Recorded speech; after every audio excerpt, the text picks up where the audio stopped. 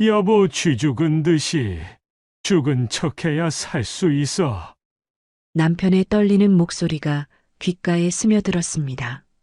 출렁다리 아래 차가운 바위에 온몸이 부딪힌 채로 나는 간신히 숨을 참았습니다. 위에서 들려오는 민수의 목소리가 섬뜩했어요. 이제 끝났겠지? 23년 전 큰아들 주호가 그렇게 떠났던 것처럼 이번엔 우리 차례였습니다. 하지만 그 순간 깨달았어요. 주호의 죽음도 사고가 아니었다는 걸. 사연 시작 전 구독과 좋아요 부탁드립니다. 또 어디에서 듣고 계신지 댓글 남겨주시면 반갑게 인사드릴게요. 이 모든 악몽은 사흘 전부터 시작되었습니다. 그날은 평범한 화요일 오후였어요. 늘 그렇듯 남편과 저는 거실에서 저녁 뉴스를 보고 있었습니다. 72살 된 남편은 안경을 코끝에 걸치고 신문을 보고 계셨고 저는 뜨개질을 하며 시간을 보내고 있었어요. 30년 넘게 반복해온 평온한 일상이었습니다. 그때 현관문이 열리는 소리가 들렸어요. 민수가 들어오는 발걸음 소리였습니다. 평소와는 뭔가 달랐어요. 무겁지도 않고 성급하지도 않은 묘하게 가벼운 발걸음이었습니다. 아버지, 어머니 안 계세요? 민수의 목소리가 현관에서 들려왔어요. 목소리 톤도 평소와 달랐습니다. 언제나 무뚝뚝하고 차가웠던 그 아이가 오늘은 왜 이렇게 다정한 음성을 내고 있는 걸까요? 여기 있다. 남편이 신문을 내려놓으며 대답했습니다. 민수가 거실로 들어왔을 때 저는 뜨개질 바늘을 멈추고 그 아이를 바라봤어요. 우리 막내 아들은 47살이 되었지만 여전히 키가 크고 건장했습니다. 그런데 오늘은 뭔가 달랐어요. 얼굴에 미소가 떠 있었습니다. 진짜 미소가요. 언제부터였을까요? 이 아이가 진심으로 웃는 모습을 본 게 말이에요.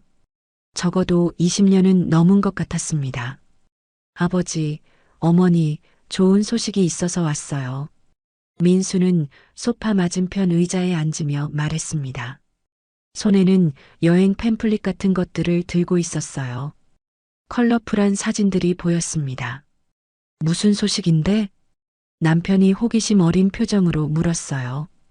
저도 뜨개질을 완전히 멈추고 민수를 바라봤습니다. 이상했어요. 이렇게 밝은 표정의 민수를 보는 게 얼마 만인지 모르겠었습니다. 회사에서 포상휴가를 받았어요. 2주일 동안 쉴 수 있게 됐다고요. 민수의 설명이 계속되었습니다. 평소 과묵한 성격이었는데 오늘은 말도 많았어요. 그것도 모두 밝은 내용들이었습니다. 그래서 오랜만에 가족여행을 가면 어떨까 해서요. 아버지, 어머니 두 분이랑 함께요. 가족여행이라는 말에 가슴이 뛰기 시작했습니다. 언제부터였을까요? 우리 가족이 함께 어디 간 게 말이에요. 주호가 세상을 떠난 뒤로는 정말 한 번도 없었던 것 같았어요. 남편도 놀란 표정이었습니다. 안경 너머로 민수를 물끄러미 바라보고 계셨어요. 믿기지 않는다는 듯한 표정이었습니다. 여행이라니 갑자기 왜? 갑자기가 아니에요. 예전부터 생각하고 있었어요. 아버지, 어머니 연세도 많으시고 건강하실 때 좋은 곳 같이 다녀보고 싶었거든요. 민수의 대답이 너무 자연스러웠습니다. 하지만 동시에 너무 생경하기도 했어요. 이런 말을 하는 민수를 처음 보는 것 같았습니다. 저는 가슴이 뜨거워지는 걸 느꼈어요. 우리 막내가 드디어 철이 들었나 싶었습니다. 주호가 세상을 떠난 뒤로 얼마나 차갑고 무심했던가요? 마치 우리를 원망하는 것 같기도 했고 아예 관심이 없는 것 같기도 했어요. 어디로 가려고 하는데? 남편이 조심스럽게 물었습니다. 목소리에 기대감이 섞여 있었어요. 저도 같은 마음이었습니다. 강원도 쪽으로요. 산 좋고 공기 좋은 곳이에요. 민수가 들고 온 팸플릿들을 테이블 위에 펼쳤습니다. 아름다운 산과 계곡, 그리고 출렁다리 사진들이 보였어요. 정말 경치가 좋아 보였습니다. 여기 보세요. 출렁다리도 있고 전망대도 있어요. 요즘 SNS에서 핫한 곳이라고 해요. SNS라는 말을 하는 민수가 신기했습니다. 평소 그런 것들에 전혀 관심이 없었던 아이였거든요. 저는 팸플릿 사진들을 하나하나 들여다봤어요. 정말 아름다운 곳들이었습니다.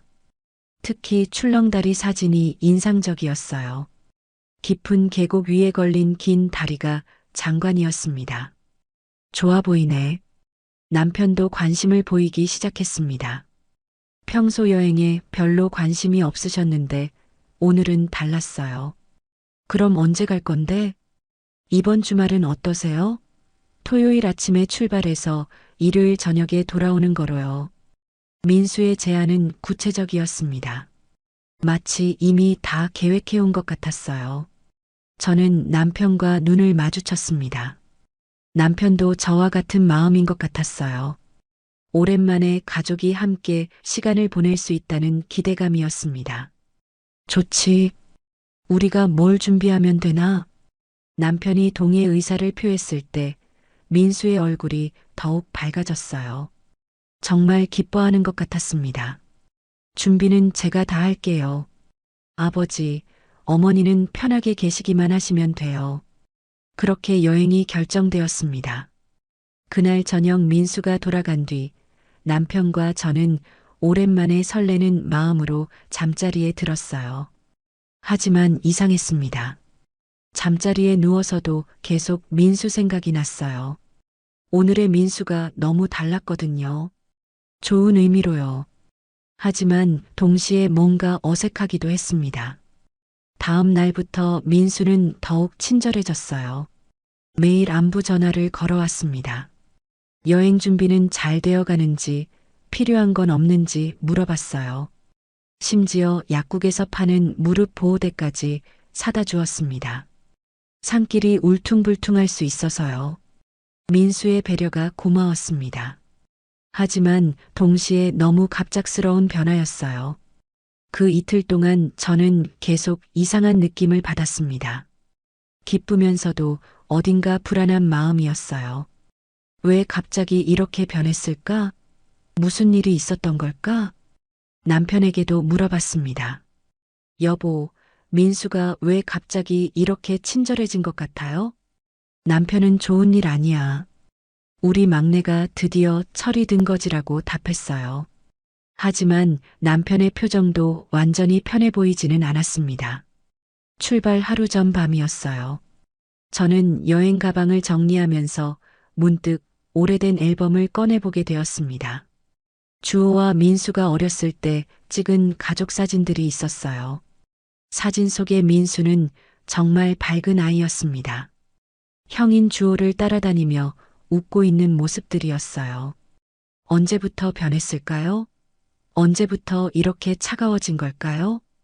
주호가 세상을 떠난 뒤였습니다. 그때부터 민수는 완전히 다른 아이가 되어버렸어요. 웃지도 않고 말도 별로 하지 않았습니다. 우리에게 마음을 열지도 않았어요. 그런 민수가 23년 만에 다시 웃고 있는 거였습니다. 기뻐해야 할 일이었어요. 그런데 왜 이렇게 불안한 걸까요? 사진을 보다가 문득 주호가 그리워졌습니다. 만약 주호가 살아있었다면 우리 가족이 지금 어떨까요? 민수도 이렇게 차갑지 않았을까요? 그때 갑자기 핸드폰이 울렸어요. 민수에게서 온 문자였습니다. 어머니, 내일 여행 정말 기대돼요. 오랜만에 가족끼리 좋은 시간 보내요. 문자를 읽고 나니 마음이 좀 편해졌습니다. 역시 제가 너무 예민하게 생각했나 봐요.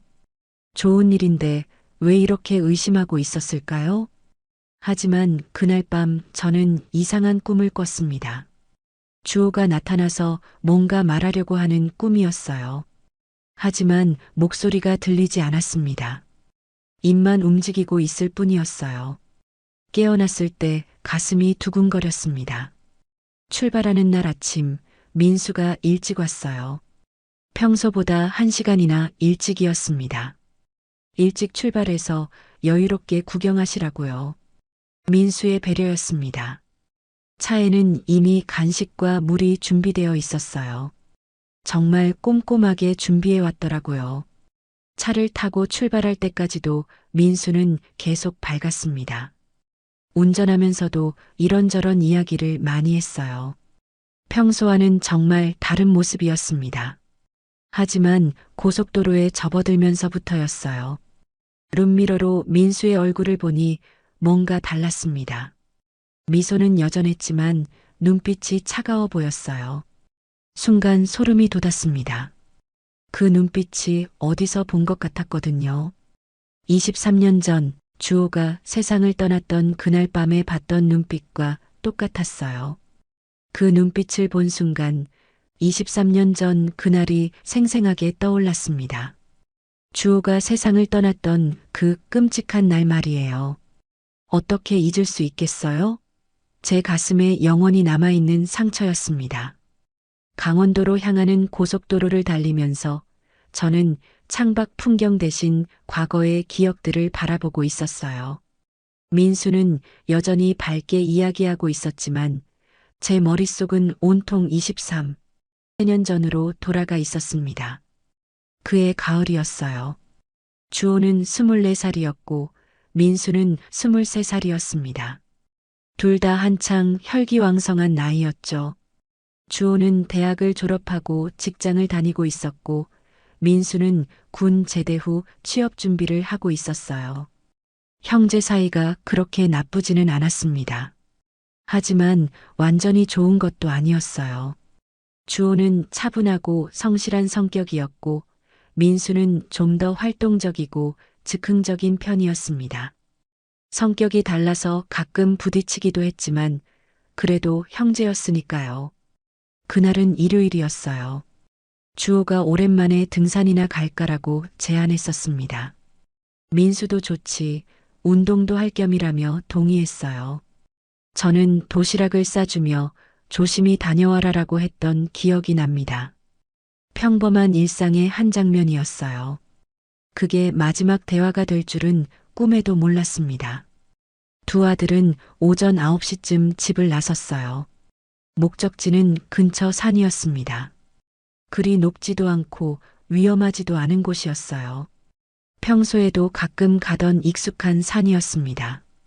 저와 남편은 집에서 평범한 일요일을 보내고 있었어요. 남편은 신문을 보고 저는 집안일을 하며 시간을 보냈습니다.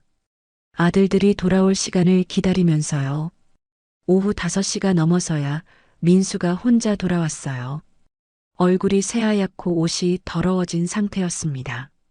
뭔가 이상했어요. 민수야, 형은 어디 있어?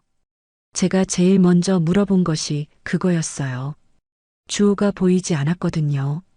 민수는 한동안 대답을 하지 못했습니다. 입술이 파르르 떨리고 있었어요. 그리고는 갑자기 무릎을 꿇고 바닥에 주저앉았습니다. 형이 떨어졌어요. 그 한마디에 세상이 무너지는 줄 알았습니다. 무슨 소리인지 이해가 안 됐어요. 뭔 소리야? 떨어졌다니? 남편이 다급하게 물었어요. 민수는 흐느끼면서 설명했습니다. 절벽 근처에서 사진 찍다가 발을 헛디뎠어요. 제가 손을 잡으려고 했는데 못 잡았어요. 그 말을 들은 순간 머리가 하얘졌습니다. 남편은 곧바로 119에 신고했고 저는 정신없이 울부짖었어요. 구조대가 출동했지만 이미 늦었습니다. 주호는 깊은 계곡 아래로 떨어져 즉사 상태였어요. 그 소식을 들었을 때 저는 그 자리에서 기절해버렸습니다. 장례식은 지옥 같았어요. 24살밖에 안 된 아들을 먼저 보내는 마음이 어떤 건지 겪어보지 않은 사람은 모를 거예요. 민수는 장례식 내내 말이 없었습니다. 울지도 않았어요. 그저 멍하니 앉아있기만 했습니다. 처음에는 충격 때문이라고 생각했어요. 형을 눈앞에서 잃었으니 얼마나 놀랐겠어요. 하지만 시간이 지나도 민수는 여전히 표정이 없었습니다. 슬퍼하는 기색도 후회하는 모습도 보이지 않았어요. 마치 남일인 것처럼 담담했습니다. 그게 이상했어요. 아무리 충격을 받았다고 해도 형이 죽었는데 저렇게 무덤덤할 수가 있을까요? 경찰 조사도 있었습니다. 사고사로 결론 났어요. 민수의 증언에 따르면 주호가 절벽 근처에서 사진을 찍다가 발을 헛디뎌 떨어졌다고 했습니다. 민수가 손을 뻗었지만 미치지 못했다고 했어요. 증거도 뚜렷했습니다. 주호의 카메라에는 사진들이 찍혀 있었고 절벽 근처에는 발자국도 남아 있었어요. 의심할 만한 점은 없었습니다. 하지만 저는 뭔가 석연치 않았어요. 주호는 평소 조심스러운 성격이었거든요. 위험한 곳에서 함부로 행동할 아이가 아니었어요. 그리고 민수의 반응도 이상했습니다. 형이 죽었는데 너무 차분했어요. 물론 사람마다 슬픔을 표현하는 방식이 다르지만 그래도 너무 극단적이었습니다. 장례식이 끝나고 한 달쯤 지났을 때였어요. 저는 주호의 방을 정리하고 있었습니다. 그때 서랍 속에서 이상한 편지 한 통을 발견했어요. 편지는 주호가 누군가에게 쓴 것 같았는데 완성되지 않은 상태였습니다. 몇 줄만 쓰여 있었어요. 민수에 대해 말씀드리고 싶은 것이 있습니다. 최근 들어 이상한 행동을. 그 뒤는 찢어져 있었어요. 누군가가 일부러 찢은 것 같았습니다. 편지를 본 순간 소름이 돋았어요. 주호가 민수에 대해 뭔가 이상하다고 생각하고 있었다는 뜻이었거든요. 저는 곧바로 남편에게 편지를 보여줬어요. 남편의 표정이 순간 굳어졌습니다. 이게 뭐야? 주호가 쓴 편지 같은데 민수에 대한 내용이야. 남편은 편지를 자세히 읽어보더니 갑자기 화를 냈어요. 이런 걸 왜 가져와? 죽은 아이 헐뜯는 거야? 그때의 남편 반응이 이상했어요. 왜 그렇게 흥분하는지 이해가 안 됐습니다. 그냥 편지 내용을 확인해 보자는 건데 말이에요. 여보, 진정해. 그냥 무슨 내용인지 궁금해서. 궁금하긴 뭘 궁금해? 이미 죽은 아이 일인데 자꾸 파헤치면 뭐해? 남편은 편지를 제게서 빼앗아 갔어요. 그리고 어디론가 사라져버렸습니다. 나중에 찾아봐도 어디에도 없었어요. 그때부터 남편의 행동도 이상해졌습니다. 주호 이야기만 나오면 얼굴색이 변했어요. 마치 숨기고 싶은 뭔가가 있는 것처럼 말이에요. 한 번은 제가 혹시 주호가 죽기 전에 무슨 일이 있었던 건 아닐까라고 물어본 적이 있어요. 그때 남편은 버럭 화를 냈습니다. 그만해. 이미 끝난 일이야. 평소 온화한 성격의 남편이 그렇게 화내는 걸 처음 봤어요. 뭔가 건드리면 안 될 부분이 있는 것 같았습니다. 시간이 지나면서 저는 점점 더 의심스러워졌어요. 주호의 죽음에 뭔가 숨겨진 진실이 있는 게 아닐까 싶었습니다. 하지만 증거는 없었어요. 그저 어머니로서의 직감일 뿐이었습니다. 경찰도 이미 사고사로 결론 지었고 남편도 더 이상 이야기하기 싫어했어요. 그래서 저는 혼자 끙끙 앓았습니다. 밤마다 잠을 이루지 못했어요. 주호가 꿈에 나타나서 뭔가 말하려고 하는 것 같았지만 목소리가 들리지 않았습니다. 민수는 그 이후로 완전히 변해버렸어요. 예전에 밝던 모습은 온데간데 없이 사라졌습니다. 차갑고 무표정한 아이가 되어버렸어요. 처음에는 형을 잃은 충격 때문이라고 생각했어요. 하지만 몇 년이 지나도 변하지 않았습니다. 오히려 더 차가워지기만 했어요. 결혼도 늦게 했어요. 35살이 되어서야 지연이와 만나 결혼했습니다. 하지만 결혼 후에도 우리와는 거리를 두었어요. 손주가 생기기를 얼마나 기다렸는지 모르겠어요. 하지만 민수 부부는 아이를 갖지 않았습니다. 이유를 물어봐도 아직 시간이 있다며 얼버무렸어요. 그렇게 23년이 흘렀습니다. 주호 없는 삶에 조금씩 익숙해졌다고 생각했어요. 하지만 완전히 잊을 수는 없었습니다. 매년 기일이 되면 마음이 무너졌어요. 그런 민수가 갑자기 여행을 가자고 한 거였습니다. 23년 만에 처음으로 가족 시간을 보내자고 한 거예요. 기뻐해야 했어요. 하지만 왜인지 불안했습니다. 너무 갑작스러운 변화였거든요. 그리고 지금 차 안에서 룸미러로 본 민수의 눈빛이 그때 그 눈빛과 똑같았어요. 23년 전 주호가 죽었다고 말할 때의 그 차가운 눈빛 말이에요. 저는 남편의 손을 꽉 잡았습니다. 뭔가 말해달라는 신호였어요. 하지만 남편은 창밖만 바라보고 계셨습니다. 여보, 제가 조용히 불렀지만 남편은 대답하지 않았어요.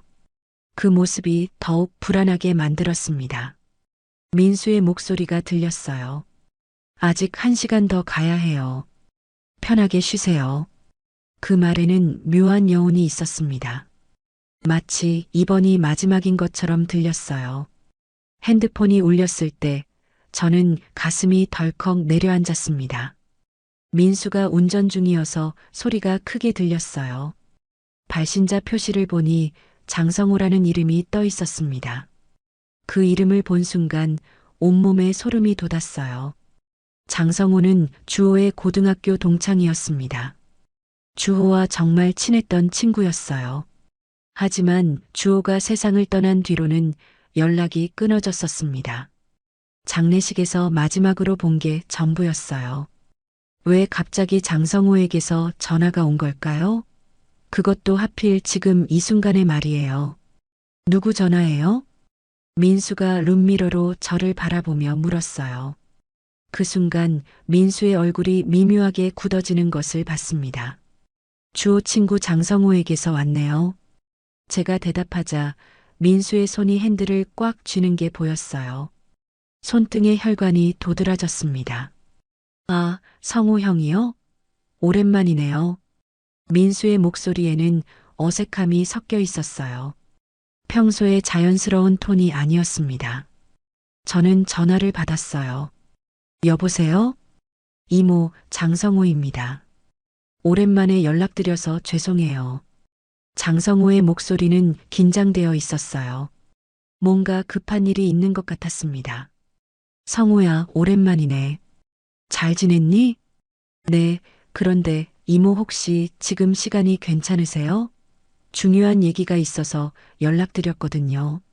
중요한 얘기라는 말에 가슴이 두근거리기 시작했어요. 무슨 일일까요? 그래, 말해봐. 전화로는 좀 그렇고 혹시 만날 수 있을까요? 정말 중요한 얘기라서요. 장성호의 목소리에는 절박함이 담겨 있었어요. 뭔가 꼭 해야 할 말이 있는 것 같았습니다. 하지만 지금은 여행을 가는 중이었어요. 만날 수가 없는 상황이었습니다. 미안해. 지금 여행 가는 길이야. 나중에 돌아와서 만날까? 여행이요? 어디로 가세요? 장성우가 갑자기 긴장한 목소리로 물었어요. 왜 여행 장소를 궁금해하는 걸까요? 강원도 쪽 산으로 가는 길이야. 제가 대답하자 전화 너머로 장성우의 한숨소리가 들렸어요. 이모, 혹시 민수 씨와 함께 가시는 건가요? 그 질문에 저는 깜짝 놀랐어요. 어떻게 알았을까요? 응, 민수가 여행 가자고 해서 같이 가는 중이야. 왜? 전화 너머로 잠시 침묵이 흘렀어요. 그리고는 장성호의 떨리는 목소리가 들려왔습니다. 이모, 정말 중요한 얘기예요. 23년 전 주호 형이 죽던 그날에 관한 얘기거든요. 그 순간 세상이 정지하는 것 같았어요. 23년 전 그날 이야기라니요? 룸미러로 민수의 얼굴을 봤는데 표정이 완전히 굳어 있었어요. 분명히 전화 내용을 듣고 있었습니다. 성호야, 무슨 소리야? 그날 제가 봤거든요. 주호 형이 죽기 전에 민수 씨와 말다툼하는 걸요. 장성호의 고백에 머리가 어찔해졌어요. 말다툼이라니요? 민수는 그런 얘기 한 적이 없었어요. 말다툼? 무슨 말다툼? 자세한 건 만나서 얘기해야겠어요. 전화로는 너무 위험해요. 위험하다는 말이 무슨 뜻일까요? 왜 위험한 거죠? 그때 민수가 갑자기 차를 갓길에 세웠어요. 어머니, 전화 좀 바꿔주세요. 민수의 목소리가 차가워졌어요. 아까까지의 밝은 톤이 완전히 사라졌습니다. 민수야, 왜? 성우 형한테 할 말이 있어서요.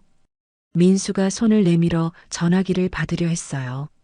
하지만 저는 주저했습니다. 뭔가 이상했거든요. 잠깐만, 성우야. 민수가 바꾸자고 하는데. 이모, 절대 민수 씨한테 전화 넘기시면 안 돼요. 장성우가 급하게 말했어요. 목소리에 공포가 담겨 있었습니다. 그 순간 민수가 전화기를 빼앗았어요. 힘이 세서 제가 막을 수 없었습니다. 성우 형, 오랜만이에요. 민수의 목소리는 얼음장처럼 차가웠어요. 아까까지의 친근한 모습은 온데간데 없었습니다. 전화 너머로 장성우의 목소리가 들렸어요. 민수야, 이제 그만해. 뭘 그만하라는 거죠, 형? 내가 주호 형한테 뭘 했는지 다 알아. 그리고 이번에도 똑같은 일을 하려는 거지.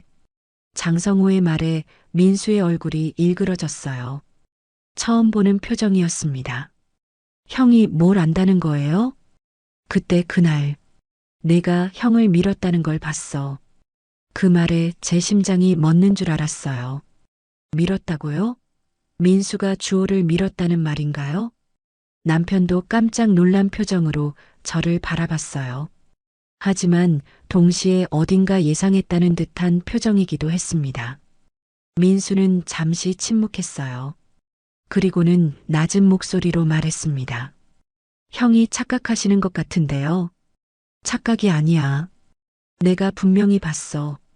내가 형을 절벽으로 밀어넣는 걸 말이야. 전화 속에서 들리는 장성호의 목소리에 확신이 담겨 있었어요. 민수의 얼굴이 점점 더 차가워졌습니다. 마치 가면을 벗어버린 것 같았어요. 그래서요? 23년 전 일을 지금 와서 왜 꺼내는 거죠? 너 때문에 이모랑 이모부가 위험하니까. 그 말에 소름이 돋았어요.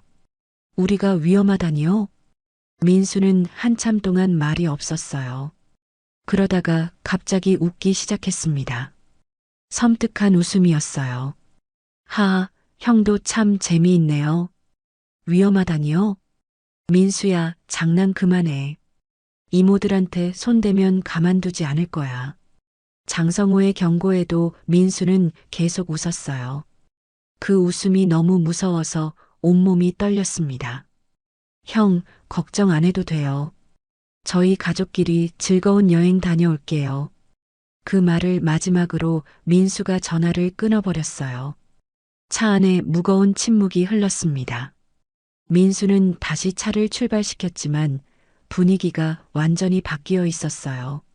저는 떨리는 목소리로 물었습니다. 민수야, 지금 성우가 한 말이 무슨 뜻이야? 민수는 룸미러로 저를 바라봤어요. 그 눈빛에는 더 이상 따뜻함이 없었습니다. 그냥 오해예요, 어머니. 신경 쓰지 마세요. 하지만 민수의 말에 전혀 신뢰가 가지 않았어요. 오히려 더 무서워졌습니다. 남편이 조용히 제 손을 잡았어요. 손이 차갑게 얼어 있었습니다. 남편도 똑같이 무서워하고 있었어요. 강원도에 도착한 건 오후 4시쯤이었어요. 민수는 숙소에 짐을 풀고 바로 출렁다리로 가자고 했습니다. 오늘 날씨가 좋으니까 사진도 찍고 산책도 해요. 민수의 제안은 자연스러웠지만 장성호의 전화 때문에 모든 게 의심스러웠어요. 숙소에서 잠시 쉬는 동안 저는 남편에게 속삭였습니다. 여보, 우리 집에 가서 확인해 볼 일이 있어요. 무슨 일? 23년 전 일 말이에요. 혹시 당신이 뭔가 숨기고 있는 게 있나 해서요. 남편의 얼굴이 굳어졌어요. 역시 뭔가 있는 것 같았습니다. 지금은 때가 아니야. 남편이 작은 목소리로 말했어요. 하지만 그 표정에는 불안이 가득했습니다. 그날 밤 저는 잠을 이룰 수가 없었어요. 장성호의 말이 계속 머릿속을 맴돌았습니다. 민수가 주호를 밀었다는 말이요. 새벽 2시쯤이었을까요? 문득 이상한 소리가 들렸어요. 누군가 우리 집 앞을 서성이는 소리 같았습니다. 창문으로 내다보니 검은 그림자가 보였어요. 하지만 금세 사라졌습니다. 기분 탓인가 싶었지만 너무 생생했어요. 다음 날 아침 집으로 돌아왔을 때 이상한 점을 발견했습니다. 현관문 손잡이가 평소와 다른 위치에 있었어요. 미세한 차이였지만 30년 넘게 살아온 집이라서 알 수 있었습니다. 안으로 들어가 보니 더 이상한 일들이 있었어요. 거실의 물건들이 조금씩 위치가 바뀌어 있었습니다. 누군가 뒤진 흔적이었어요. 가장 이상한 건 남편의 서재였습니다. 평소 정리정돈을 좋아하는 남편인데 서류들이 어지럽혀져 있었어요. 여보, 누가 우리 집에 들어온 것 같아요. 제가 남편에게 말하자 남편의 얼굴이 새하얗게 변했습니다. 뭔 소리야? 서재 좀 봐요. 서류들이 어지럽혀져 있어요. 남편이 서재로 달려가더니 서랍을 이것저것 뒤지기 시작했어요. 그러다가 갑자기 절망적인 표정을 지었습니다. 없어졌어. 뭐가요? 주호에 관한 자료들 전부 없어졌어. 그 말에 온몸이 오싹해졌어요. 주호에 관한 자료가 사라졌다니요? 무슨 자료요? 남편이 한참 동안 말을 하지 않았어요. 그러더니 무거운 목소리로 말했습니다. 민수가 가져간 것 같아. 그 순간 모든 퍼즐이 맞춰지는 것 같았어요. 민수가 우리 집에 몰래 들어와서 증거를 없앤 거였습니다.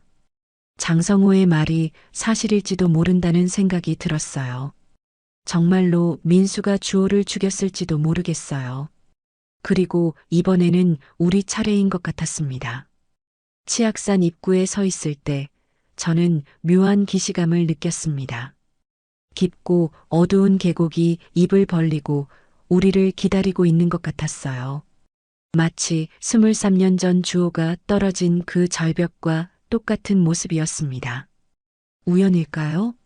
아니면 의도적인 선택이었을까요? 민수는 주차장에서 차를 세우고 트렁크에서 배낭을 꺼냈어요. 그 안에는 물병과 간식, 그리고 카메라가 들어 있었습니다.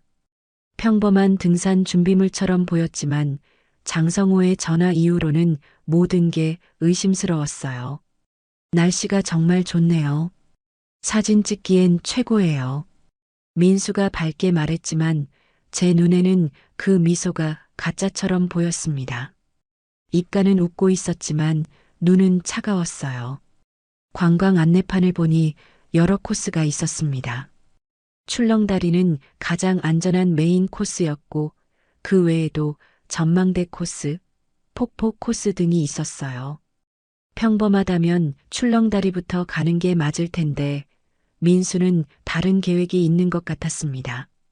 출렁다리는 나중에 가고 먼저 전망대 쪽으로 가볼까요? 민수의 제안에 남편이 고개를 끄덕였어요. 하지만 저는 뭔가 이상하다는 느낌을 지울 수 없었습니다. 왜 메인 코스를 두고 굳이 다른 곳부터 가려는 걸까요? 전망대로 향하는 길은 생각보다 험했어요. 좁은 산길에 돌멩이들이 굴러다니고 있었습니다. 70대 노인이 걷기에는 부담스러운 코스였어요. 민수야, 길이 너무 험한 것 같은데. 남편이 조심스럽게 말했지만 민수는 개의치 않았습니다. 괜찮아요. 조금만 더 가면 전망대 나와요. 거기서 멋진 사진 찍을 수 있어요. 민수는 우리를 재촉하며 앞서갔어요. 가끔 뒤돌아보며 우리가 따라오는지 확인했습니다. 그 시선이 왜 그렇게 부담스러웠을까요?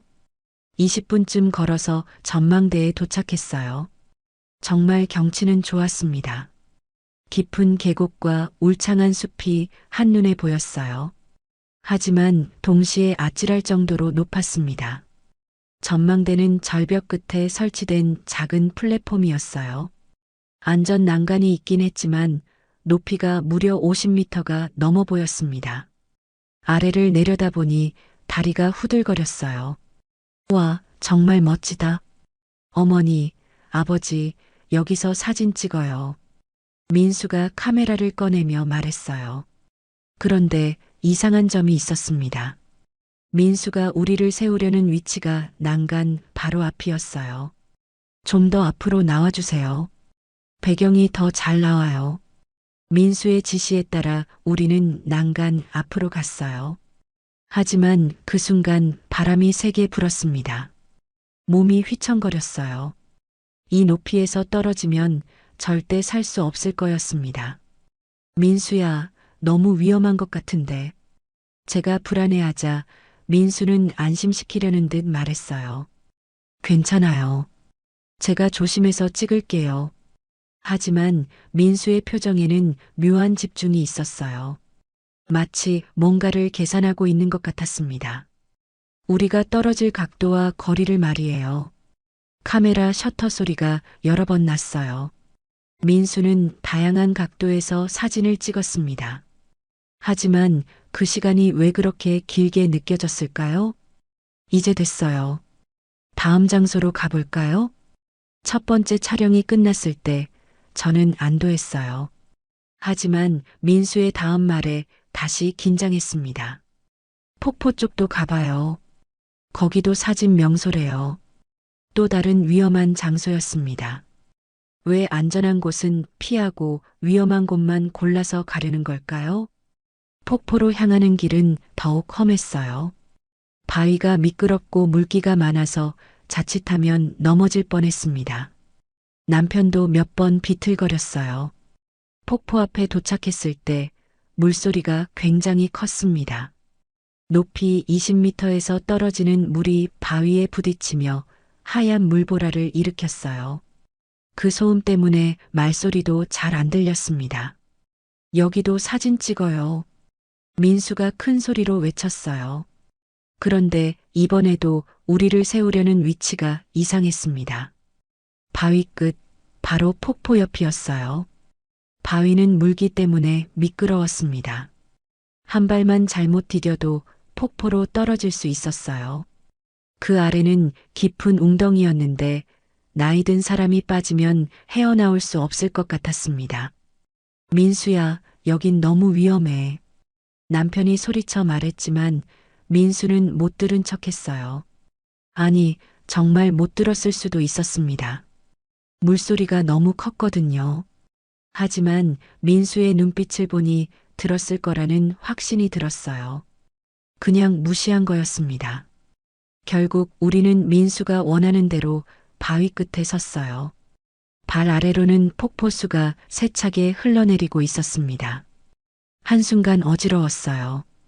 이번에도 민수는 오랫동안 사진을 찍었습니다. 각도를 바꿔가며 수십 장을 찍었어요. 왜 그렇게 많이 찍어야 했을까요? 그때 제 핸드폰이 진동했어요. 물소리 때문에 벨소리는 안 들렸지만 주머니에서 진동을 느꼈습니다. 장성호에게서 온 문자였어요. 이모, 정말 위험해요. 민수 씨는 23년 전에도 주호 형을 그 절벽에 3번이나 데려갔었어요. 마치 연습하는 것 같았어요. 그 문자를 본 순간 온몸이 얼어붙었습니다. 3번이나 데려갔다고요? 연습이라니요? 지금 우리가 하고 있는 것도 연습인 건가요? 아니면 이미 실행 단계인 건가요? 민수가 사진을 다 찍고 우리에게 다가왔어요. 그런데 표정이 아까와 달랐습니다. 좀 더 차가워진 것 같았어요. 이제 출렁다리로 가볼까요? 드디어 메인 이벤트였습니다. 출렁다리. 민수가 진짜 원했던 장소였어요. 출렁다리로 가는 길에서 저는 남편에게 장성호의 문자를 보여줬어요. 남편의 얼굴이 새하얗게 변했습니다. 여보, 우리 어떻게 해야 하지? 남편이 떨리는 목소리로 물었어요. 하지만 저도 어떻게 해야 할지 몰랐습니다. 도망가자니 너무 멀리 온 것 같았고, 그렇다고 그냥 따라가자니 너무 무서웠어요. 출렁다리 입구에 도착했을 때 민수는 갑자기 멈춰 섰어요. 잠깐만요. 제가 먼저 안전한지 확인해 볼게요. 민수가 다리 위로 올라가서 이리저리 살펴봤어요. 마치 뭔가를 점검하는 것 같았습니다. 무엇을 점검하는 걸까요? 그때 다시 핸드폰이 울렸어요. 이번에는 장성호가 직접 전화를 걸어온 거였습니다. 여보세요? 이모, 지금 어디세요? 장성호의 목소리에 절박함이 담겨 있었어요. 출렁다리 입구에 있어요. 안 돼요. 거기서 벗어나세요. 왜요? 민수 씨가 23년 전에 주호 형한테 했던 게 바로 거기서였어요. 절벽에서 밀어서 떨어뜨린 게 아니라 다리에서 밀어서 아래 계곡으로 떨어뜨린 거였어요. 장성호의 말에 머리가 어찔해졌어요. 주호가 죽은 곳이 출렁다리였다고요? 그런데 경찰 발표로는 절벽에서 떨어진 거라고. 거짓말이에요. 민수 씨가 증거를 조작한 거예요. 주호 형의 시신을 절벽 아래로 옮겨놓고는 그곳에서 떨어진 것처럼 꾸민 거였어요. 그 순간 모든 게 이해됐어요. 민수가 왜 우리를 이곳에 데려왔는지, 왜 위험한 곳에서 사진을 찍었는지 말이에요. 전부 연습이었어요. 리허설이었던 거예요. 그리고 이제 진짜가 시작되려는 거였습니다. 민수가 다리에서 내려와 우리에게 다가왔어요. 손에는 뭔가 작은 도구가 들려 있었습니다. 안전장치를 풀 수 있는 도구였어요. 어머니, 아버지, 이제 출렁다리로 올라가요. 민수의 목소리에는 더 이상 따뜻함이 없었어요. 차갑고 기계적인 소리였습니다. 민수야.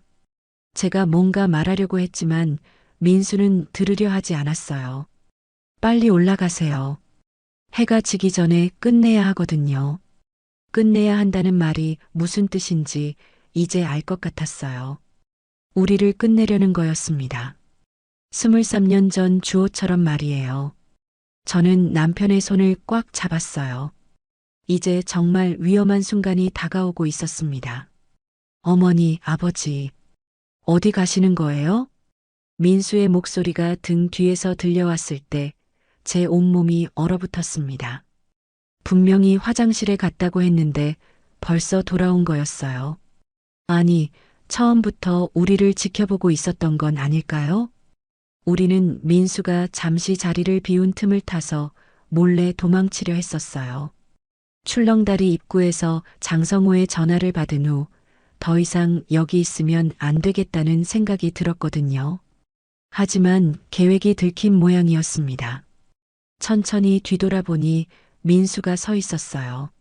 하지만 아까와는 완전히 다른 모습이었습니다. 얼굴에 있던 가짜 미소는 온데간데 없이 사라져 있었어요. 대신 차가운 분노가 그 자리를 차지하고 있었습니다. 더욱 섬뜩한 건 민수의 손가락에 묻어있는 빨간 얼룩이었어요. 분명히 피였습니다. 누구의 피일까요? 민수야. 손에 그게 뭐니? 남편이 떨리는 목소리로 물었어요. 민수는 자신의 손을 내려다보더니 무표정하게 대답했습니다. 아, 이거요? 방해하려던 사람이 있어서요. 방해하려던 사람이라니요? 혹시 장성호를 말하는 건가요? 그 순간 소름이 돋았어요. 민수가 이미 장성호에게 해를 가한 건 아닐까요? 성호에게 뭘 한 거야? 제가 다급하게 물었지만 민수는 대답 대신 휴대폰을 꺼내 보여줬어요. 화면에는 GPS 추적 앱이 켜져 있었습니다. 그리고 거기엔 우리의 위치가 정확히 표시되어 있었어요. 어머니 핸드폰에 미리 설치해뒀거든요. 여행 때 길을 잃을까 봐서요. 민수의 설명은 그럴듯했지만 실제로는 우리를 감시하기 위한 거였어요. 언제부터 우리를 추적하고 있었던 걸까요?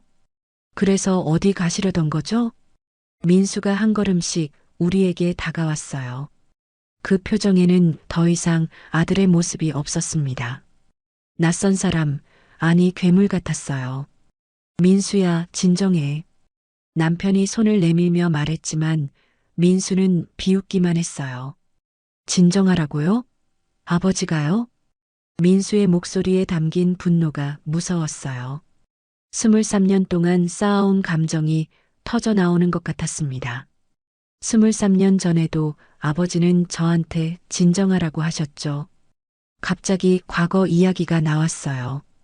무슨 뜻일까요? 무슨 소리야?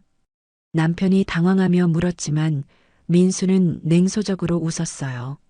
모르는 척하지 마세요. 아버지는 다 알고 계셨잖아요. 그 말에 남편의 얼굴이 창백해졌어요. 역시 뭔가 숨기고 있었던 게 맞는 것 같았습니다. 저는 이 대화가 더 길어지기 전에 도망쳐야 한다고 생각했어요. 민수의 상태가 점점 위험해지고 있었거든요. 여보, 뛰어요. 제가 외치며 남편의 손을 잡고 뛰기 시작했어요. 다행히 남편도 상황을 이해하고 함께 뛰었습니다. 뒤에서 민수의 웃음소리가 들렸어요. 무서운 웃음이었습니다. 헛수고해요. 이 산은 제가 2번이나 답사해둔 곳이거든요. 민수의 말에 등골이 오싹했어요. 2번이나 답사했다고요? 정말로 우리를 죽이기 위해 치밀하게 계획한 거였습니다. 우리는 등산로를 벗어나 숲속으로 뛰어들었어요. 나무들 사이로 몸을 숨기며 도망치려 했습니다. 하지만 70대 노인의 체력으로는 한계가 있었어요. 한 10분쯤 뛰었을까요? 숨이 턱까지 차올랐어요. 남편도 마찬가지였습니다. 가슴이 터질 것 같았어요. 여보, 잠깐만 쉬어요. 남편이 나무에 기대며 말했어요. 하지만 쉴 시간이 없었습니다. 벌써 뒤에서 민수의 발소리가 들려오고 있었거든요. 민수는 전혀 서두르지 않았어요.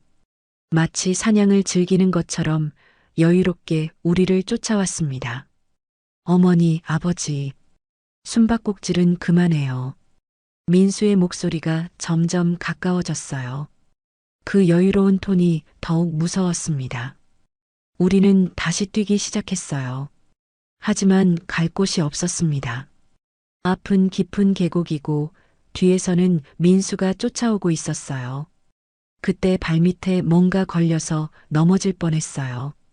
내려다보니 등산화가 하나 떨어져 있었습니다.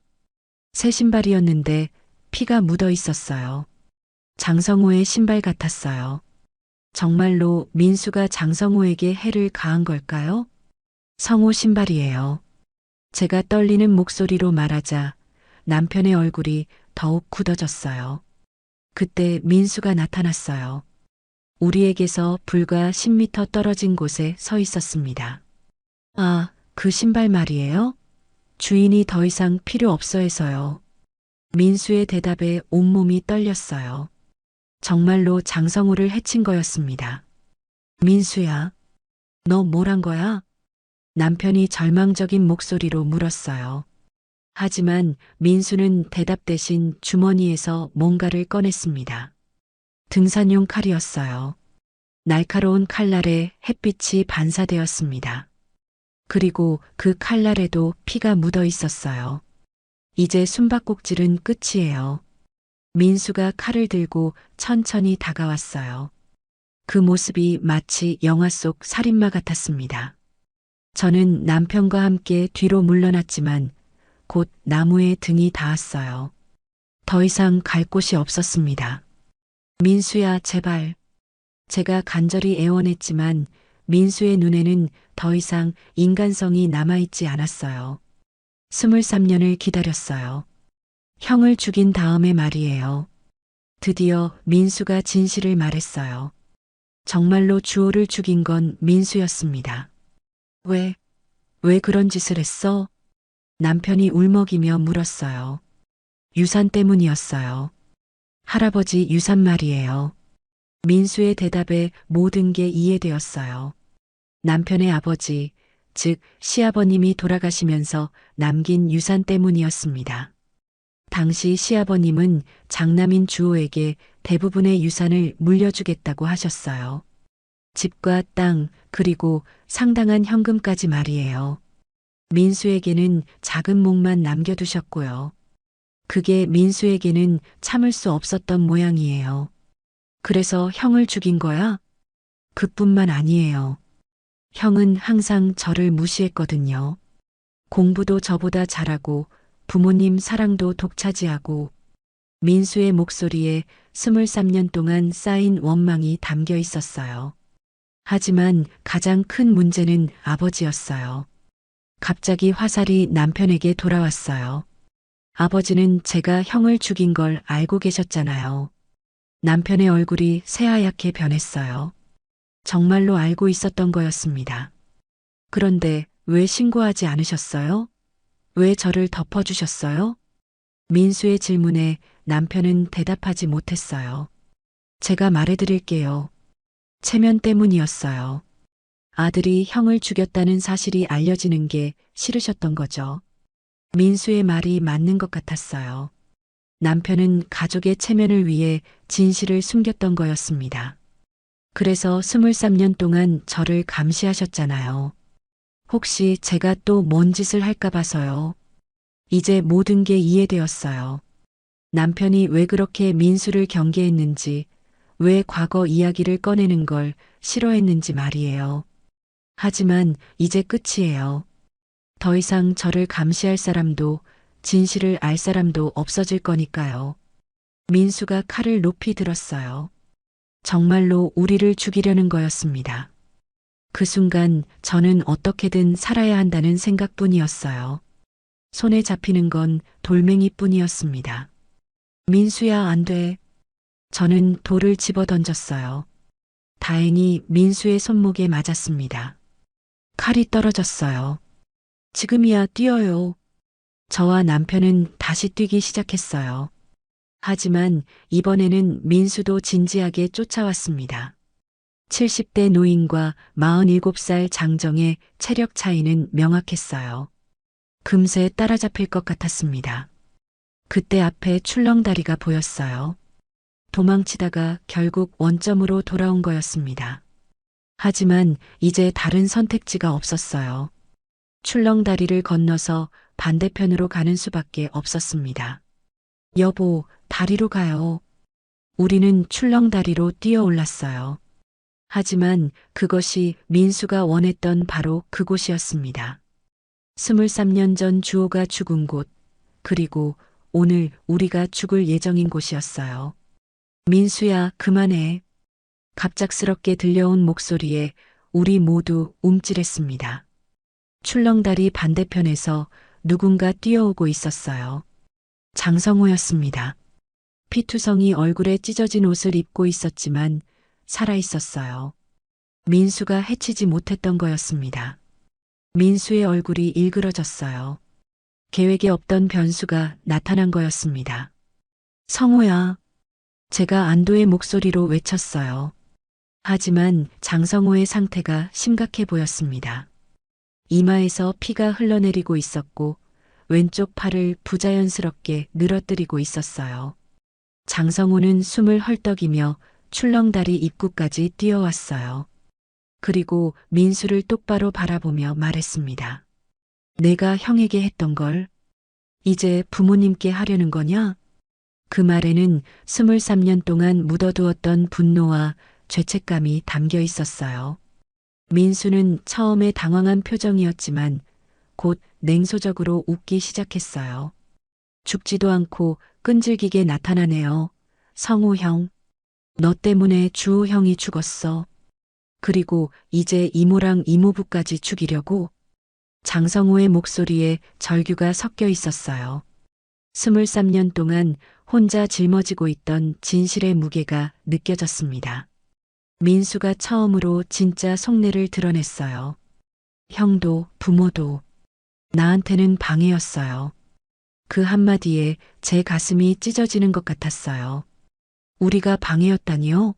47년 동안 키우고 사랑했던 아들에게 우리가 방해였다는 말인가요?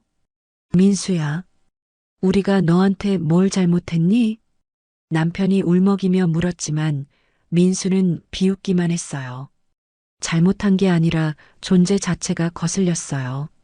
민수의 차가운 말에 장성호가 주먹을 불끈 쥐었어요. 너 정말 미쳤구나. 23년 전에도 그랬고 지금도 그렇고. 미쳤다고요? 전 너무 정상이에요. 방해되는 걸 제거하는 게 뭐가 잘못됐나요? 민수의 논리에 소름이 돋았어요. 정말로 사이코패스였습니다. 가족을 방해물 정도로밖에 생각하지 않았어요. 장성우가 한 걸음 앞으로 나섰어요. 이모, 이모부, 저 뒤로 피하세요. 하지만 출렁다리 위에서는 피할 곳이 많지 않았어요. 양쪽 끝에는 깊은 계곡이 있었고 다리 위는 좁았습니다. 민수가 주변을 살펴보더니 바닥에서 주먹만 한 돌을 집어들었어요. 산길에서 굴러온 것 같았습니다. 성우 형도 이제 방해네요. 민수가 돌을 높이 들었어요. 장성우를 내리치려는 것 같았습니다. 그 순간 장성우가 몸을 날렸어요. 비록 다친 몸이었지만 민수보다 키가 컸고 체격도 좋았습니다. 두 사람이 출렁다리 위에서 몸싸움을 벌이기 시작했어요. 다리가 심하게 흔들렸습니다. 으악! 민수가 돌을 휘둘렀지만 장성우가 재빠르게 피했어요. 돌이 다리 난간에 부딪히며 큰 소리를 냈습니다. 장성우가 민수의 팔을 붙잡고 비틀었어요. 민수가 아픔에 비명을 질렀습니다. 민수가 발로 장성우의 다리를 찼어요. 장성우가 비틀거렸지만 놓지 않았습니다. 출렁다리가 위험할 정도로 흔들렸어요. 저와 남편은 난간을 꽉 붙잡고 있을 수밖에 없었습니다. 성우야, 조심해. 제가 소리쳤지만 두 사람의 싸움은 더욱 치열해졌어요. 민수가 또 다른 돌을 집어들었어요. 더 큰 돌이었습니다. 이번엔 피하지 못할 거예요. 민수가 돌을 내리치려는 순간 장성호가 몸을 낮추며 민수의 다리를 걸었어요. 민수가 균형을 잃고 비틀거렸습니다. 돌이 손에서 떨어져 다리 아래 계곡으로 떨어졌어요. 한참 후에야 바닥에 부딪히는 소리가 들렸습니다. 정말 깊은 계곡이었어요. 장성호가 민수의 목을 조르기 시작했어요. 23년 전에 했어야 할 일이야. 하지만 민수도 만만치 않았어요. 무릎으로 장성호의 배를 찼습니다. 장성호가 고통스럽게 신음했어요. 두 사람이 뒹굴며 싸우는 동안 출렁다리가 위험하게 흔들렸어요. 안전 하중을 초과한 것 같았습니다. 갑자기 이상한 소리가 들렸어요. 끼익거리는 금속 소리였습니다. 다리를 지탱하는 케이블 중 하나가 끊어지는 소리 같았어요. 위험해. 다리가 무너져. 남편이 외쳤어요. 정말로 다리 한쪽이 기울어지기 시작했습니다. 장성우와 민수도 상황을 알아차렸어요. 하지만 싸움을 멈추지는 않았습니다. 민수가 장성우의 상처난 팔을 꽉 붙잡았어요. 장성우가 아픔에 비명을 질렀습니다.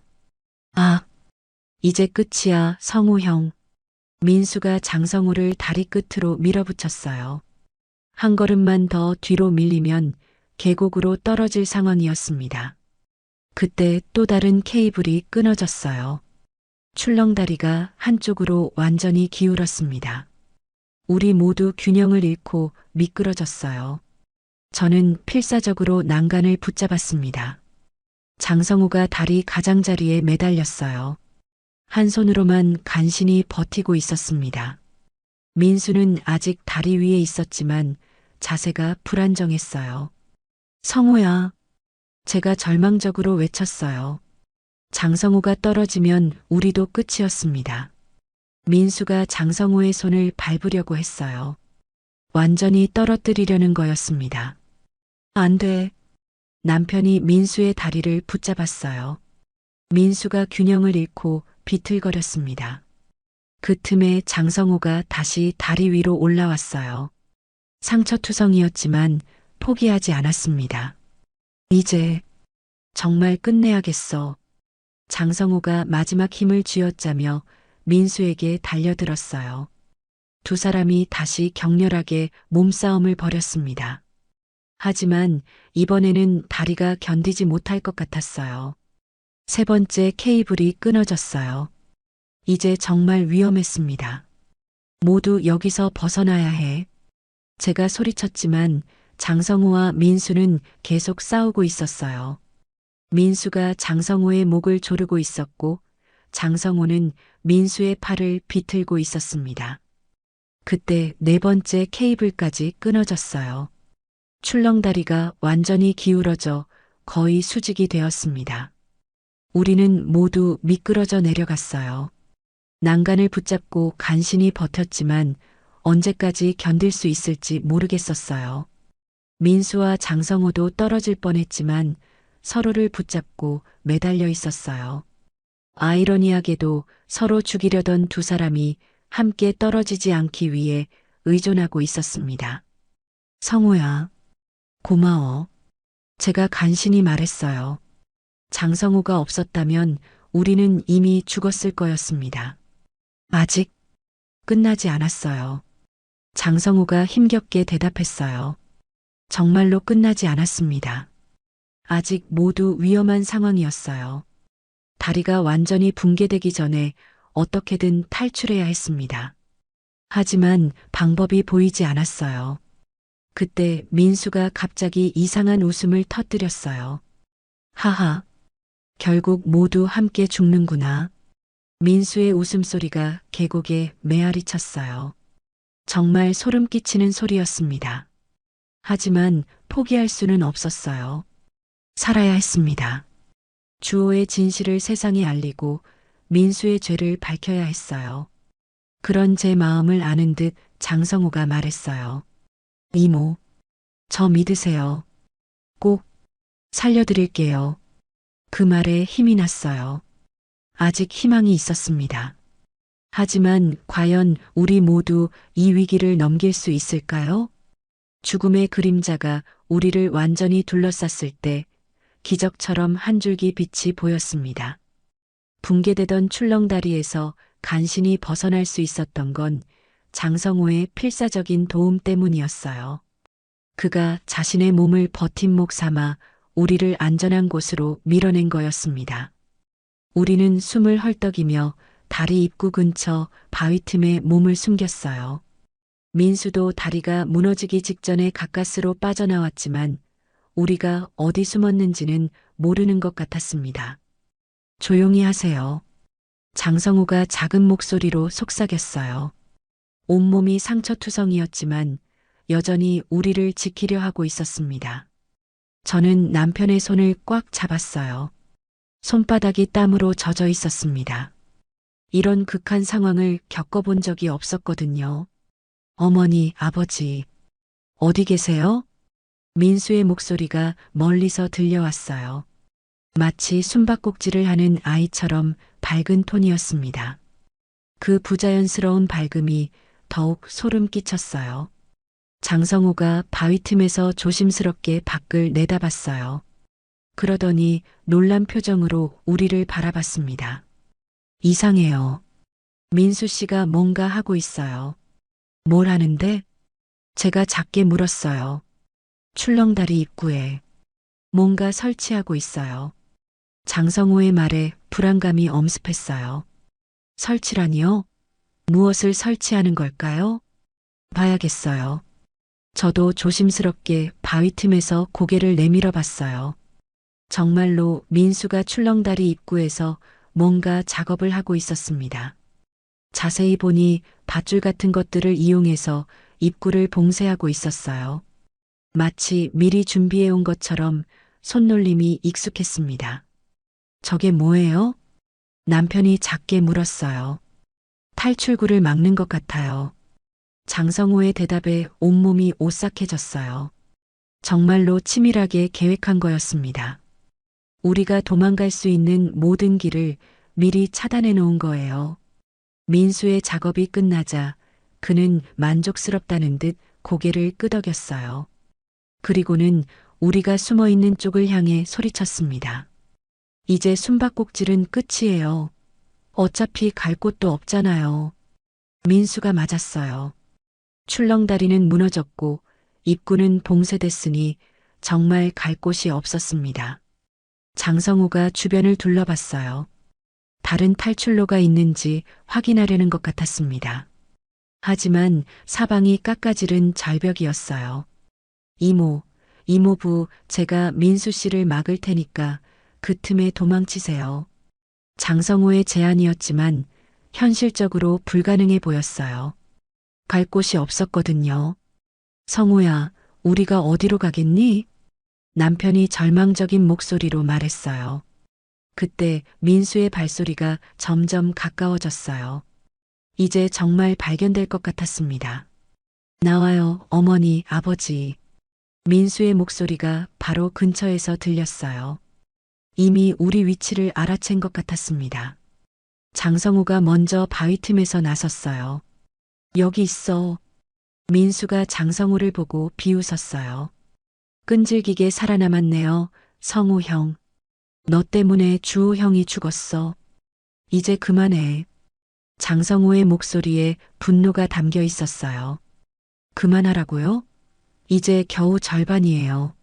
민수의 대답에 소름이 돋았어요. 절반이라니요? 저와 남편도 바위 틈에서 나올 수밖에 없었어요. 더 이상 숨을 곳이 없었거든요. 민수가 우리를 보고 만족스럽게 웃었어요. 가족이 다 모였네요. 좋아요. 그리고는 주머니에서 뭔가를 꺼냈어요. 작은 망치 같은 도구였습니다.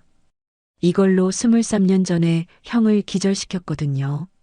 민수가 망치를 들어 보이며 말했어요. 그 순간 23년 전 그날의 진실이 더욱 선명해졌습니다. 민수야, 정말 내가 주호를. 남편이 떨리는 목소리로 물었어요. 네, 맞아요. 제가 직접 했어요.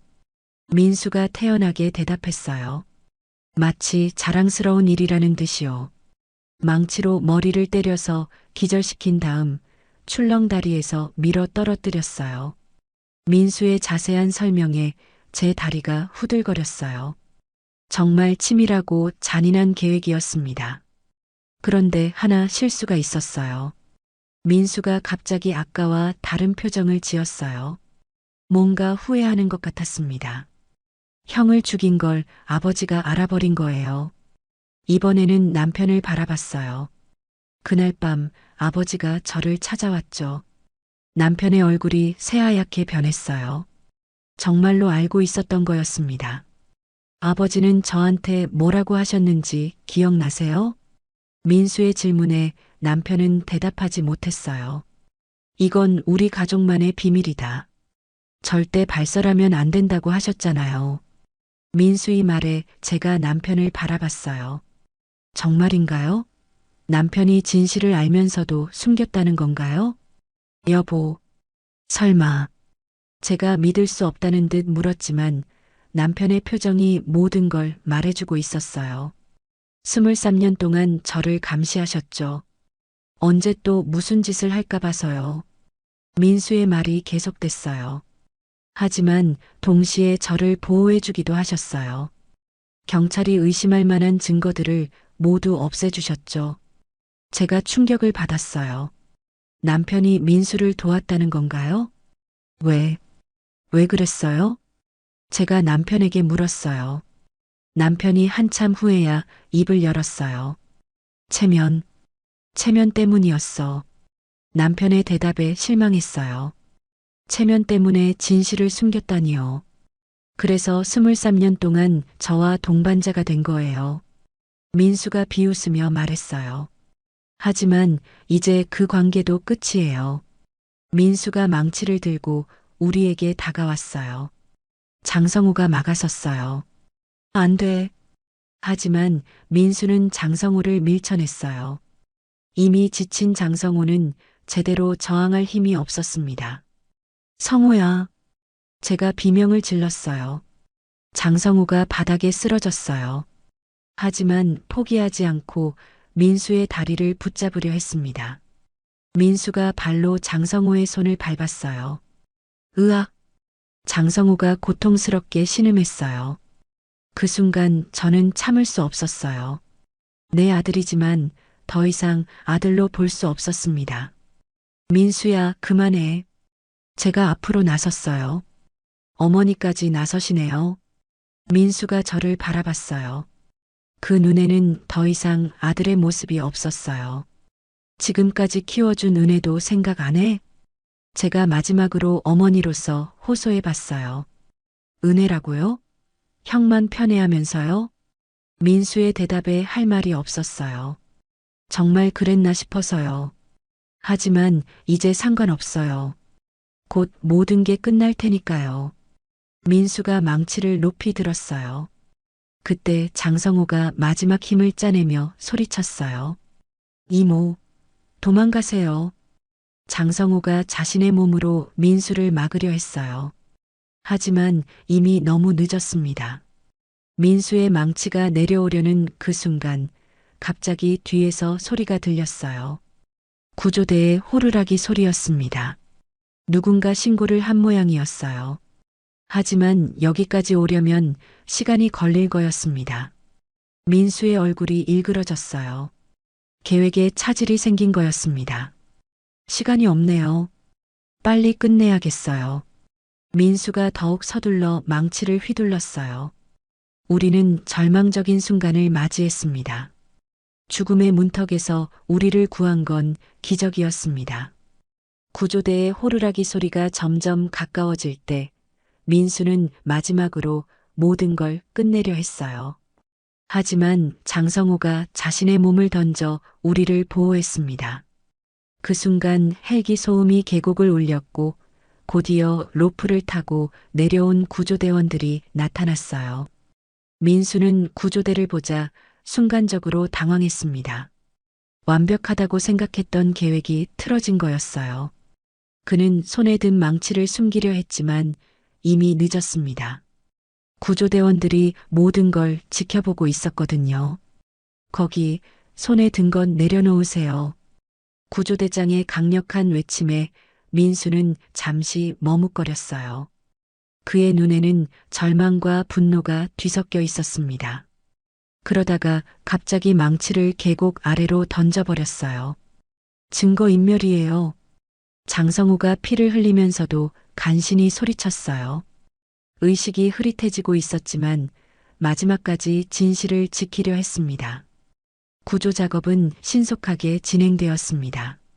저와 남편이 먼저 안전한 곳으로 이송되었고 장성호도 들것에 실려 헬기로 옮겨졌어요. 민수는 별도의 구조팀에 의해 연행되었는데 그때까지도 자신이 피해자인 양 억울하다는 표정을 지었습니다. 병원 응급실에서 간단한 처치를 받는 동안 경찰이 와서 초기 상황을 조사했어요. 저는 아직도 믿기지 않았습니다. 47년 동안 키운 아들이 우리를 죽이려 했다는 사실이요. 장성호가 의식을 잃기 직전에 간신히 증언을 남겼습니다. 민수 씨가 23년 전 주호 형을 죽였어요. 그리고 오늘도 이모들을 죽이려 했어요. 모든 걸 계획했어요. 장성호의 떨리는 목소리가 녹음기에 기록되었어요. 이 증언이 나중에 결정적인 증거가 될 줄은 그때는 몰랐습니다. 하루 후 경찰서에서 정식 조사가 시작되었습니다. 저는 남편과 함께 차가운 조사실에 앉아 있었어요. 형광등 불빛 아래 마주편에는 민수가 수갑을 찬 채 앉아 있었습니다. 그 모습을 보니 가슴이 무너져 내렸어요. 용의자 민수 씨, 23년 전 피해자 주호 씨의 사망 사건에 대해 진술해 주세요. 형사의 차분한 질문에 민수는 처음에는 부인했어요. 저는 아무것도 한 게 없어요. 형이 실수로 떨어진 거라고 했잖아요. 왜 자꾸 저를 범인으로 몰아가는 거예요? 하지만 증거들이 하나씩 드러나기 시작했습니다. 구조대가 계곡에서 찾아낸 그 망치에서는 오래된 혈흔이 검출되었어요. 비록 23년이 지났지만 과학수사로 DNA까지 확인할 수 있었습니다. 장성호의 상세한 증언도 있었고 무엇보다 남편의 집에서 발견된 자료들이 결정적이었어요. 민수가 훔쳐간 줄 알았던 그 자료들이 사실은 남편이 비밀 금고에 따로 숨겨둔 것들이었습니다. 이 자료들이 뭡니까? 형사가 남편에게 보여준 파일들을 보고 남편의 얼굴이 창백해졌어요. 남편이 무거운 입을 열었습니다. 23년 전, 저는 민수가 주호를 죽였다는 걸 알았습니다. 그 고백에 조사실이 조용해졌어요. 민수의 얼굴도 굳어졌습니다. 자신의 아버지가 모든 걸 알고 있었다는 사실에 당황한 것 같았어요. 어떻게 알게 되셨습니까? 그날 밤, 민수가 집에 돌아왔을 때 옷에 핏자국이 묻어 있었어요. 세탁을 하면서 발견했습니다. 그리고 현관에 벗어둔 신발 밑창에 특이한 진흙이 붙어 있었어요. 남편의 증언이 계속되었어요. 그 진흙은 주호가 떨어진 계곡 근처에서만 나는 특별한 점토였어요. 저도 젊었을 때 그곳에 자주 갔었기 때문에 알 수 있었습니다. 일반 산흙과는 색깔이 달랐거든요. 그래서 어떻게 하셨습니까? 다음 날 민수를 불러서 추궁했습니다. 처음에는 끝까지 부인했지만 제가 증거들을 보여주자 결국 자백했어요. 남편의 목소리가 점점 떨렸어요. 형을 등산용 망치로 뒤통수를 때려서 기절시킨 후 출렁다리까지 끌고 가서 밀어 떨어뜨렸다고 했습니다. 그리고 시신을 다른 절벽 아래로 옮겨 놓아서 그곳에서 실족사한 것처럼 꾸몄다고요. 제가 그 말을 듣고 있으니 온몸이 얼어붙는 것 같았어요. 주호가 얼마나 무서웠을까요? 기절하기 전에 동생의 배신을 알아챘을까요? 그런데 왜 신고하지 않으셨습니까? 형사의 핵심적인 질문에 남편은 한참 동안 말을 하지 못했어요. 그 침묵이 모든 걸 말해주고 있었습니다. 체면 때문이었습니다. 첫째 아들이 죽고 둘째 아들까지 감옥에 보내면 우리 가족이 완전히 망가질 것 같았어요. 그리고 남편이 말을 잇지 못했어요. 아직도 민수가 제 아들이었으니까요. 남편의 마지막 고백에 민수가 비웃음을 터뜨렸어요. 결국 인정하시네요, 아버지. 당신도 공범이었다는 걸요. 민수야, 저를 범죄자로 만든 건 아버지예요. 그때 바로 신고했으면 저도 이렇게까지 되지 않았을 거예요. 청소년이었으니 형량도 가벼웠을 텐데 23년 동안 이런 짓을 하며 살지 않았을 거라고요. 민수의 말에도 일리가 있었어요. 하지만 그게 지금 상황을 정당화할 수는 없었습니다. 그러면 23년 동안 뭘 하신 건가요? 형사가 남편에게 물었어요. 감시했습니다. 민수가 또 다른 일을 저지르지 않도록 계속 지켜봤어요. 민수의 행동을 추적했고 수상한 점이 있으면 바로 개입했습니다. 구체적으로 어떤 일들이 있었습니까? 민수가 한때 보험을 여러 개 들려고 한 적이 있어요. 그때 제가 막았습니다. 또 몇 번 위험한 여행을 제안했을 때도 핑계를 대서 거절했고요. 남편의 증언으로 그동안 이해하지 못했던 여러 상황들이 설명되었어요. 그런데 왜 이번에는 막지 못하셨습니까? 저도 늙었고 민수가 워낙 치밀했어요. 이번 여행 계획은 정말 완벽했습니다. 평소와 달리 친절하게 굴었고 가족 여행이라는 명분도 그럴듯했어요. 저는 정말로 아들이 변한 줄 알았습니다. 조사가 진행되면서 더 많은 진실이 드러났어요. 민수가 23년 동안 이번 범행을 얼마나 치밀하게 계획해왔는지 말이에요. 그는 정말로 그 출렁다리를 2번이나 답사했었어요. 첫 번째는 지형을 파악하기 위해서, 두 번째는 실제 상황을 시뮬레이션하기 위해서였습니다. CCTV 위치까지 확인해서 사각지대를 찾아낸 거였어요. 동기가 뭡니까? 형사의 질문에 민수가 태연하게 대답했어요. 유산이었어요. 할아버지 돌아가시고 형한테 대부분 물려줘서 형을 죽였고 이번에는 부모님 재산 때문에 죽이려 했어요. 제가 외동아들이 되면 모든 게 제 거니까요. 너무나 솔직한 대답이었어요. 마치 당연한 일이라는 듯이요. 다른 방법은 생각해 보지 않으셨습니까? 돈이 필요하면 빌리거나. 그런 건 싫어요. 제가 원하는 건 완전한 소유권이었거든요. 그리고 민수가 잠시 멈췄다가 이어 말했어요. 솔직히 형도 부모도 저한테는 짐이었어요. 특히 부모님은 너무 오래 사시는 것 같았고요. 그 말을 들었을 때 저는 정말 숨이 막힐 것 같았어요. 70년을 살아온 인생이 아들에게는 그냥 짐이었다니요. 후회되지 않습니까? 형사의 마지막 질문에 민수는 단호하게 대답했어요. 후회요? 전 한 번도 잘못했다고 생각해 본 적 없어요. 다만 실패한 게 아쉽죠.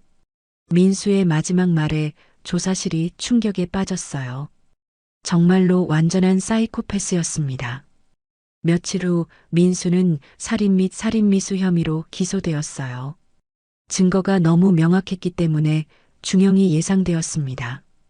재판 과정에서 더 많은 진실이 밝혀졌어요.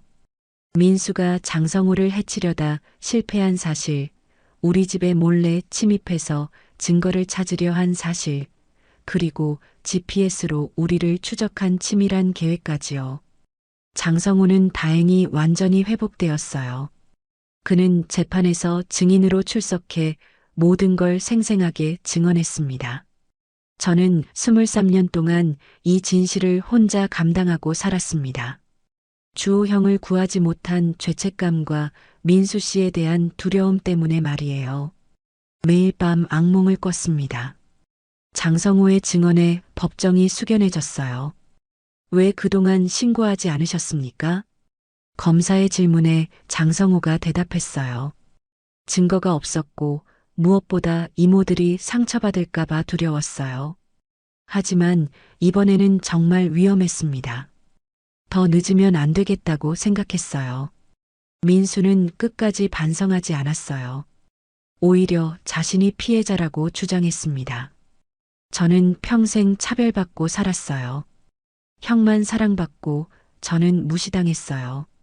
공부를 잘해도 착하게 굴어도 관심받지 못했어요. 하지만 검사는 차분히 반박했어요. 그렇다고 해서 살인이 정당화될 수 있습니까? 부모님은 당신을 47년 동안 키우고 사랑하셨습니다. 결국 민수는 무기징역을 선고받았어요. 법정에서 판결을 들을 때도 그는 끝까지 무표정했습니다. 마지막까지 자신의 잘못을 인정하지 않았어요. 재판이 모두 끝난 후 저희는 집으로 돌아왔어요. 주호의 영정 앞에 앉아서 한참 동안 말이 없었습니다. 23년 만에 드디어 진실을 말할 수 있게 된 거였어요. 주호야, 미안하다. 아빠가 진짜 미안해. 남편이 처음으로 눈물을 흘렸어요. 23년 동안 참아온 눈물이었습니다. 엄마도 미안해. 민수를 제대로 키우지 못해서, 너를 지켜주지 못해서, 저도 주호의 영정을 바라보며 간절히 사과했어요. 그때 남편이 제 손을 꽉 잡았어요. 여보, 나를 용서해 줄 수 있어요? 남편의 목소리에 절규가 담겨 있었어요. 저는 한참 동안 생각했어요. 남편이 진실을 숨긴 건 분명 잘못된 일이었습니다. 하지만 그도 아버지였어요. 두 아들을 모두 잃고 싶지 않았던 절망적인 아버지의 마음이었던 거예요. 여보, 그때도 지금도 당신은 아버지였어요. 잘못된 선택이었지만 아버지의 마음이었다는 걸 이해해요. 제가 남편의 손을 두 손으로 감싸며 말했어요. 남편이 제 품에 안겨 아이처럼 울었어요. 73년을 살면서 처음 보는 모습이었습니다. 우리는 서로를 끌어안고 오래도록 울었어요.